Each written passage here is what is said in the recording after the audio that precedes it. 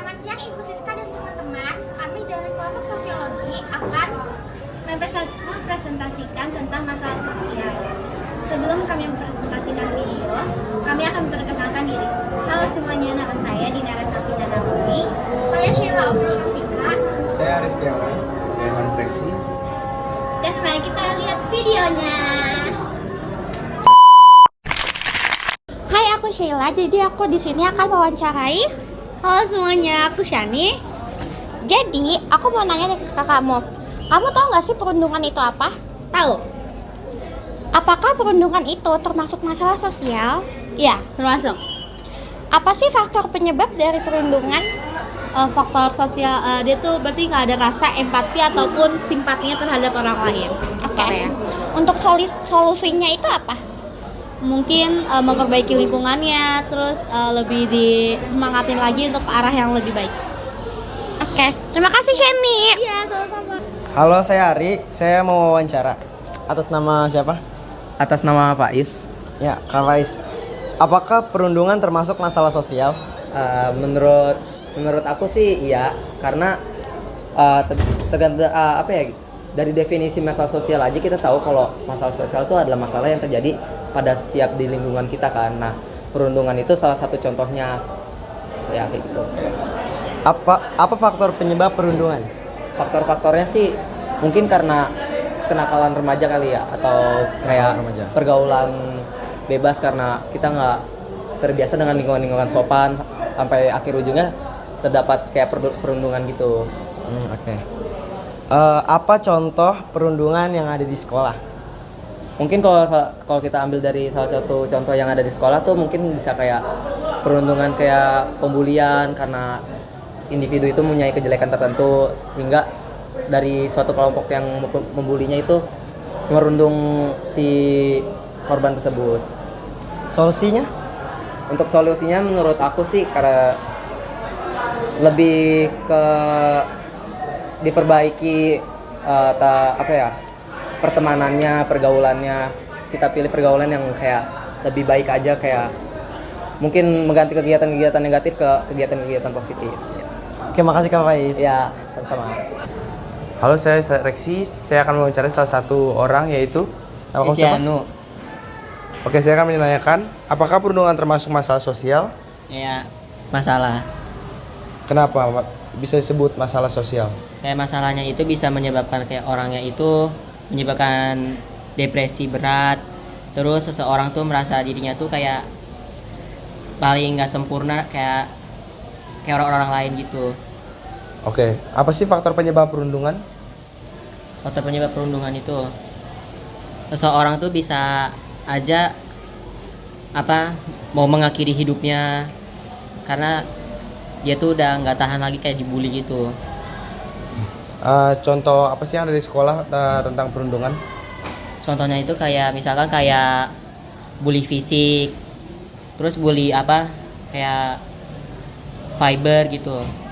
Oke, solusi apa sih yang kamu ketahui untuk masalah perundungan ini? Solusinya itu kayak bergaul sama orang dan jangan suka menyendiri, terus tetap percaya diri aja. Oke, makasih ya Kristianu.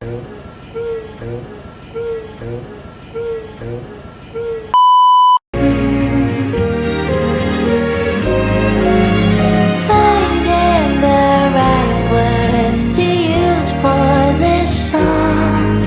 I have you in mind, so it won't take so long.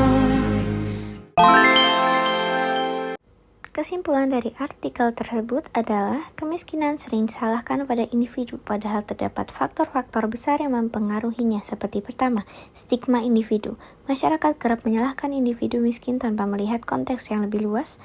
2. Faktor struktural. Ketidakadilan sosial dan ekonomi memperburuk ketimpangan. 3. Peran pendidikan. Akses pendidikan yang tidak merata memperburuk kemiskinan bagi masyarakat kurang mampu.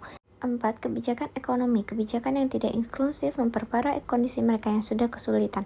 5. Solusi kolektif. Diperlukan perubahan sistematik dan solusi bersama untuk mengatasi akar masalah kemiskinan. Artikel ini sesuai dengan teori struktural fungsional Emil Durkheim dan teori konflik Karl Marx karena menyoroti pengaruh struktur sosial dan ketidakadilan ekonomi terhadap kemiskinan, bukan hanya kesalahan individu. Kesimpulan dari jurnal tersebut adalah pembangunan kesehatan di Indonesia mengalami kemajuan pesat mencakup biomedis tradisional dan pendekatan keluarga. Namun fokus utama masih pada aspek biomedis. Kurang perhatikan faktor sosial budaya untuk mengatasi masalah kesehatan secara menyeluruh. Diperlukan kolaborasi antara ilmu kedokteran dan ilmu sosial budaya, serta pendekatan berbasis adat dan nilai masyarakat. Dengan demikian, membangun kesehatan diharapkan mencapai tujuan manusia Indonesia sehat seutuhnya. Teori yang relevan adalah fungsionalisme struktural oleh Emil Durkheim dan interaksionisme simbolik oleh Talcott Parsons. Fungsionalisme struktural menekankan pentingnya setiap sektor biomedis tradisional dan sosial budaya untuk keseimbangan kesehatan masyarakat.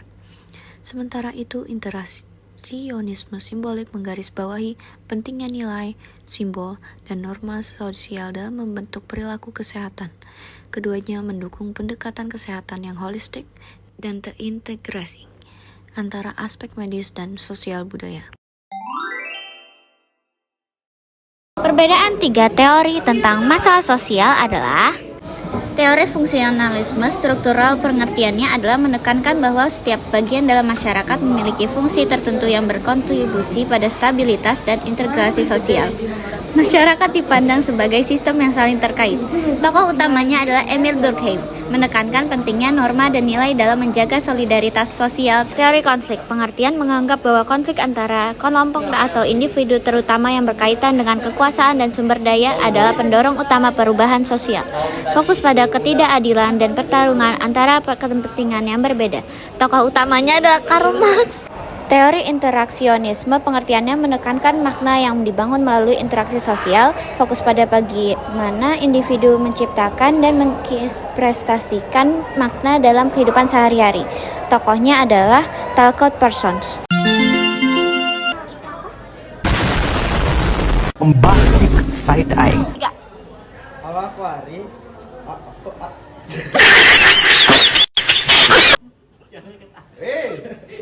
Ini mulai nih. Ayo udah